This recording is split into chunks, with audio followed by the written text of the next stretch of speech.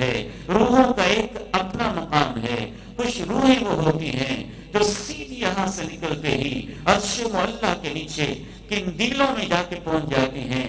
کبھی کبھی مثال کے طور پہ میں سمجھانے کے لیے کہتا ہوں، روح ہمارے جسم میں ایسے ہی ہے جیسے خوشبو میں پھول ہوتی ہے، جیسے بادام کے اندر اس کا عرق موجود ہوتا ہے، یا جیسے اس مائک کے اندر آواز جنریٹ کرنے کی صلاحیت ہے، یا جیسے آپ کی لائٹوں کے اندر بجلی ہے.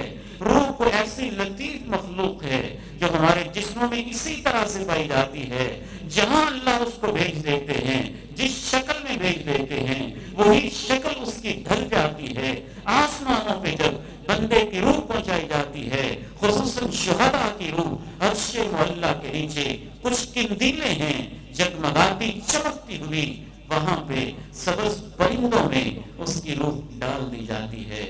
جنت کے باغوں کی سیر کرتے کرتے عرش معلیٰ کے نیچے ان قندیلوں میں آ کے وہ روح قرار پکڑ لیتی ہے. کسی کی روح علیین میں ہوتی ہے. نیک بندوں کی روح کے بھی درجات ہوتے ہیں. اسی لیے اس پورے جہان کو برزخ کہا جاتا ہے. برزخ کا معنی ہے پردے والا جہان. پردے والا جہان. بعض ہمارے بیٹوں بیٹیوں کو سائنس کے 2 حرف پڑھ کے انسان گمراہ کر دیتے ہیں.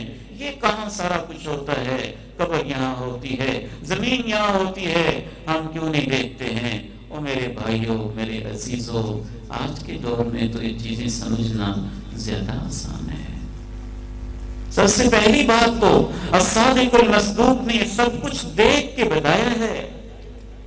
اللہ نے آپ کے سامنے برزخ کا جہاں بھی کھول کے رکھا، جنت کو بھی کھول کے رکھا، جہنم کو بھی کھول کے رکھا، 7 آسمانوں کو کھول کے رکھا، عرش معلیٰ تک اور سدرۃ المنتہا تک آپ کو سیر کروائی. معراج کی رات اور دیگر مقامات پہ آپ کے سب کچھ اپنی آنکھوں سے دیکھ کر آئے. مجھے حیرانی ہے اس نوجوان پہ، 21ویں صدی کا نوجوان جو ایک سائنٹسٹ کے کہنے پہ کورونا کے وائرس کو یا کورونا کے ایک عجیب قسم کے جو بھی ایک عجیب قسم کی مخلوق ہے اس کو تو مان لیتا ہے، مختلف بیکٹیریاز کو مان لیتا ہے، وائرسز کو مان لیتا ہے، بیماریوں کو مان لیتا ہے، حتیٰ کہ بڑے بڑے پلانٹس کو مان لیتا ہے، سٹارز کو مان لیتا ہے، دنیا جہاں کی ہر خبر کو مان لیتا ہے.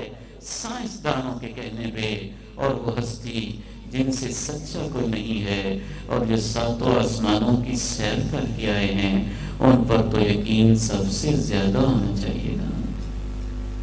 آپ تو دیکھ کے وَمَا يَنطِقُ عَنِ الْهَوَىٰ إِنْ هُوَ إِلَّا وَحْيٌ يُوحَىٰ عَلَّمَهُ شَدِيدُ الْقُوَىٰ ذُو مِرَّةٍ فَاسْتَوَىٰ وَهُوَ بِالْأُفُقِ الْأَعْلَىٰ ثُمَّ دَنَا فَتَدَلَّىٰ فَكَانَ قَابَ قَوْسَيْنِ أَوْ أَدْنَىٰ فَأَوْحَىٰ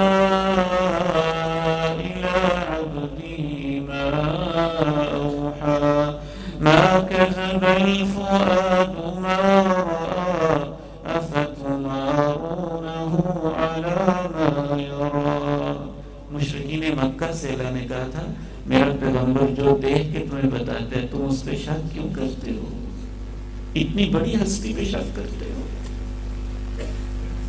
جس کے مخالف بدترین دشمن بھی مانتے ہیں کہ انہوں نے کبھی زندگی میں کوئی بات ادھر ادھر نہیں کی ہے.